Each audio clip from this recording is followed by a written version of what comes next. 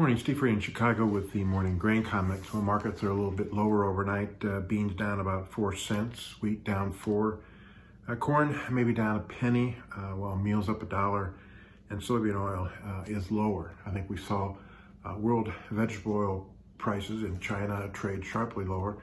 Malaysian palm oil is also sharply lower, and this is the time of year in which seasonally the Malaysian production tends to increase.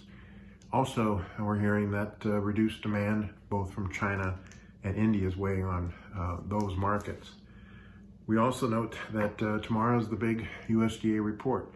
It'll give us an idea of farmers' planting intentions by crop and March 1 stocks. I think people are a little bit worried right now that corn acres might be above the average trade guess, because last year in the March report, farmers had intended to plant 97 million corn acres, and then because of wet spring, they couldn't plant all those acres.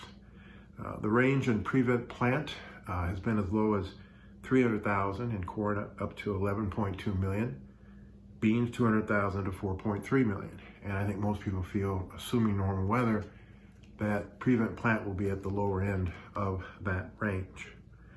We also note that going into the report, funds are along 130 beans, about 60 meal, 70 oil, 360 corn, and basically a small net short in the wheat market.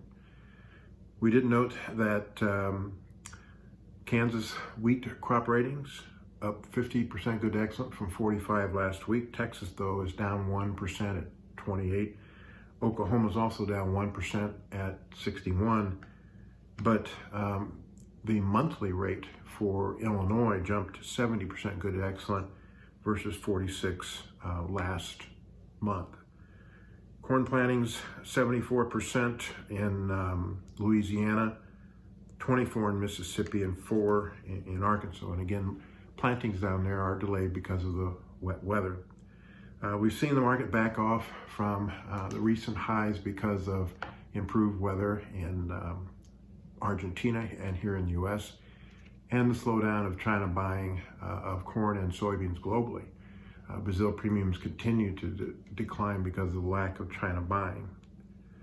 Their harvest is winding down, and we'll just see how much grain they actually will produce, and if there's any changes in the April 9th USDA supply and demand report. We also note that the dollar is a little bit higher, which is negative to commodities. Crude's lower, and gold's lower, and the stock market is pretty mixed today. So let's see what the USDA says tomorrow. We'll look at the market reaction one way or the other, and then we'll start trading weather. And I think right now, the April forecast for much of the Midwest is positive, except for maybe some dryness in the northern plains. Along with the crop ratings, this year we will have the hard wheat tour return live May 18th to 20th, and there'll be crop scouts and reporters out in Kansas fields looking at conditions and reporting back. Conditions are good there now, but there is a 2-week forecast of dry weather.